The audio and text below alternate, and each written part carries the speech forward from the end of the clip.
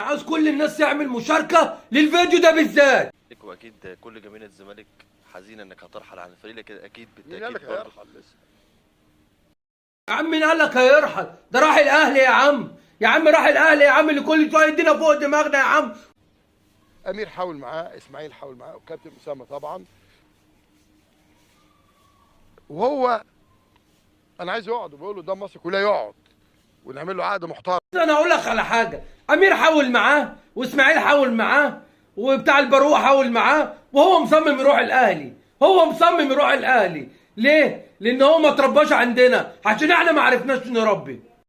امام عاشور في الاهلي، امام عاشور في مضى للاهلي، مضى للاهلي عشان تتبسط يا ضاضه، عشان تتبسط يا موسيقار. كل اللعيبه بتطفش من وشك، كل اللعيبه بتسيب النادي. ده احنا نقفل على زيزو، ده الدور على زيزو. ده الاهلي بيتكلم في مين؟ ده بيتكلم في تريزيجيه وبيتكلم في مصطفى فتحي. ده الاهلي عامل صفقات من نار يا جدعان. الاهلي خد امام عاشور، امام عاشور لبسنا احسن طرحه، لبس الزملكاويه احسن طرحه. قال لك انا اروح الدنمارك واشوف مستقبلي، انا نفسي احترف، وهو تاني نفسه يروح الاهلي عشان ناخد خبطه الموسم، خبطه العمر، صفقه القرن. هي دي صفقه القرن اللي ضاده بقاله سنتين يقول عليها في مفاجأة، في صفقة القرن هعملها وهخبط الأهلي. أهو الأهلي خبطنا، ده الأهلي مدونا مغري، الأهلي ادونا مغري. ده إيه ده؟ ده عمر، ده الواحد ولا كأنه علم يا جماعة، ولا الواحد كأنه حلم. إمام عاشور يمضي للأهلي، إمام عاشور ابننا. إيه اللي حصل يا عم ضاضة؟ ده أنت طفشت اللعيبة كلها،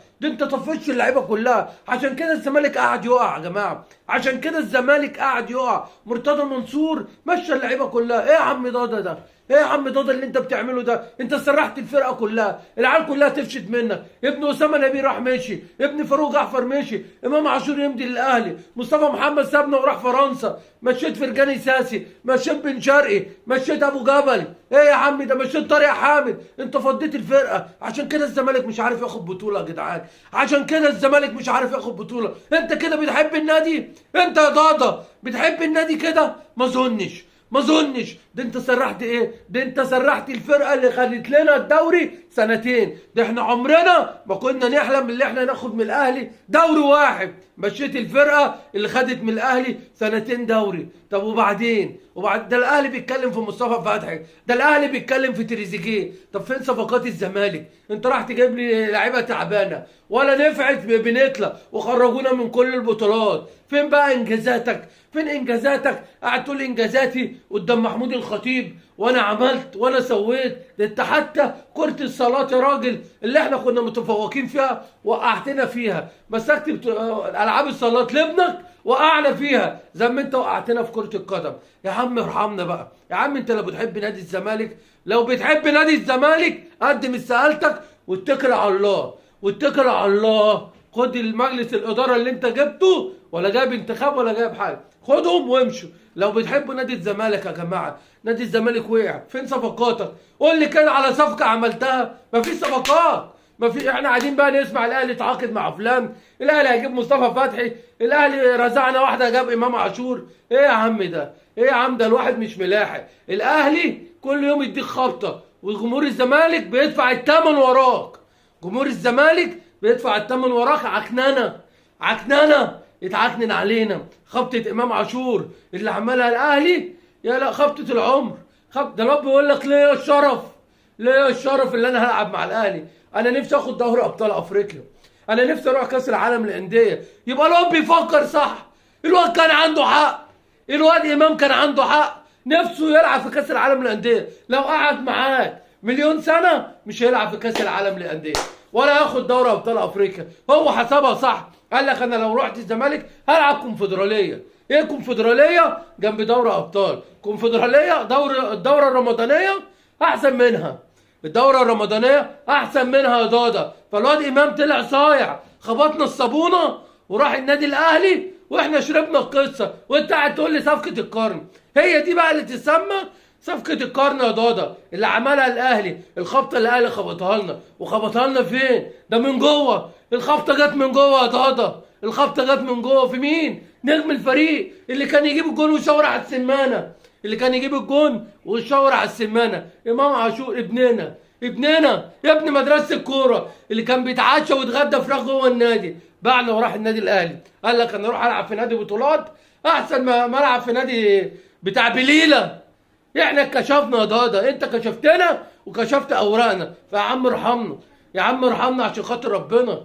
شوف لنا اي حاجه تمشي، تشوف لنا بقى لعيبه جديده، عايزين لعيبه سوبر يا عم. قعدت تقول هجيب لوكاكو الغلابه، فين لوكاكو الغلابه؟